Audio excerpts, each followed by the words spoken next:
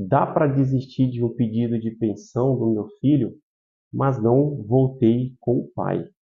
Não, não dá.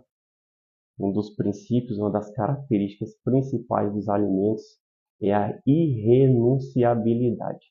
Se vocês não voltaram, construir novamente aquele núcleo familiar, e aí é um caso de não pagamento de pensão, não pode existir. Ah, mas e se eu largar o processo de mão? Bom, diz o Estatuto da Criança e do Adolescente que tanto o juiz como o Ministério Público devem velar pelos direitos da criança e do adolescente. Nesse caso aí, o juiz pode abrir vista para o Ministério Público, se manifestar, o próprio Ministério Público tem legitimidade para dar continuidade no processo, mas usualmente o juiz nomeia um defensor público para dar continuidade nesse processo. Tá bom? Então, começou e não tem como parar. Doutor, quem paga os débitos de um carro em inventário? Tipo, o herdeiro está usando sozinho. Olha, se é um bem pertencente ao espólio e está sendo utilizado exclusivamente por um dos herdeiros, nada mais justo que ele arque com todos os débitos deste bem. Tá certo? Isso aí é um princípio basilar de direito que vem das pessoas de enriquecimento sem causa. Você está utilizando, você deveria, no mínimo, pagar os débitos oriundos desse bem.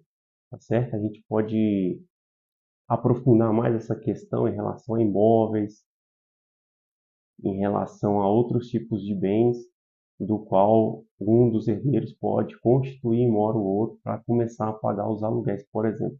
Mas isso vai ser objeto de um post à parte. Valeu, abraço. Não tenho filho, mas não queria que meu pai fosse meu herdeiro. Nunca cuidou de mim. Primeiramente, obrigado por sua pergunta, é muito interessante. Segundo, eu sinto muito, por essa situação familiar. E nesse caso aí, a gente sabe que os descendentes e os ascendentes e o cônjuge, eles são herdeiros necessários. Neste caso específico, para você retirar o seu pai da linha sucessória, você teria que entrar com ação de desconstituição de paternidade, tendo como fundamento aí, provavelmente, abandono afetivo, tá certo? Seria uma saída. E aí, uma vez declarado pelo juiz essa desconstituição, ele deixaria de ser seu pai e seria excluído lá do registro civil, tá bom? Oi, doutor, meu ex-marido pagava pensão, mas morreu. Como fica a pensão?